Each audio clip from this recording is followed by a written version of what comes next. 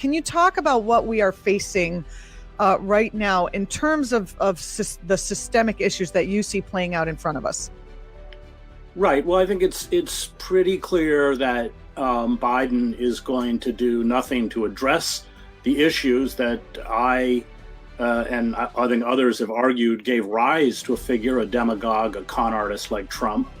In fact, things are about to get exponentially worse. I covered the war in the former Yugoslavia, so I'm intimately familiar with how societies break down. Also worked in the Middle East for 7 years and North Africa, 6 years in Latin America, covered the wars in Central America. And I think it's pretty clear that the tinder that could ignite widespread social unrest and violence lies ominously stacked around us. You have millions of very angry, disenfranchised white Americans. This is Trump's base, living in economic and social misery, enraged at political stagnation, the corruption of the ruling class, a bankrupt liberal elite, which the Democratic Party embodies, and this mounting social inequality, which is about to get much worse. That's on one side. Then you have millions more alienated young men and women who've been locked out of the system and again have a deep animus, which is totally understandable, against governing structures, and often express this through anti-fascism. And the political center is rapidly disintegrating. And then we have added to this mix the fact that the country is awash in military-grade weapons, unable to cope with the COVID-19 pandemic and its economic fallout, have unleashed unaccountable, violent, militarized police forces that, in essence, in poor neighborhoods function as internal armies of occupation and de facto allies of these neo-fascists. So, and then we add the fact that we have an estimated 40 million people who will be evicted from their homes because the moratorium on foreclosures and evictions has been lifted by the end of this year. Some, Johns Hopkins, others are estimating that perhaps 400,000 Americans will be dead from the pandemic by 300,000, I think, by December, 400,000 by January. 100,000 people in a month. Yeah, well, because it spirals. Right. And unbelievable.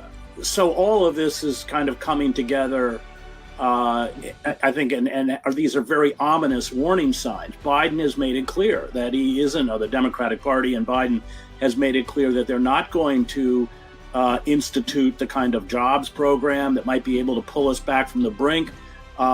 He said if Medicare for All is passed by Congress and it comes on his desk, he'll veto it. He wants to give more money to the police. We won't get into Biden's long, complicity in militarized police, free trade deals, NAFTA, cheerleaders for these endless wars in the Middle East. So, with or without Trump, it's going to be pretty grim. And in fact, I think if Trump is removed from office, this kind of neo-fascist violence will probably get worse. I think many Americans have never been to a war zone. They've never been through the things that you've seen and studied and then been through yourself firsthand.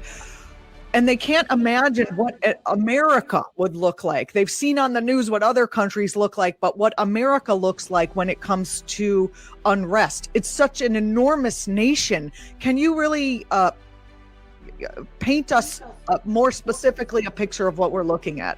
Well, first of all, every country that I covered that disintegrated, no one could anticipate the social unraveling because the structures remain, the rhetoric remains. I mean, the late Roman Empire, there was still a Senate, Caligula or Nero's, I guess it was Caligula's horse was made a senator, but the structures were still there, even though democratic participation and democratic power had become a burlesque in much the same way that the United States has. So that's the takeaway. I remember when I covered the war in Kosovo, as things were unraveling, I would come back to Pristina, the capital, and meet with my Kosovar Albanian friends, highly educated, very thoughtful, and they would insist, which was also true in Sarajevo at the inception of the war in Bosnia, no, there won't be a war, it won't happen.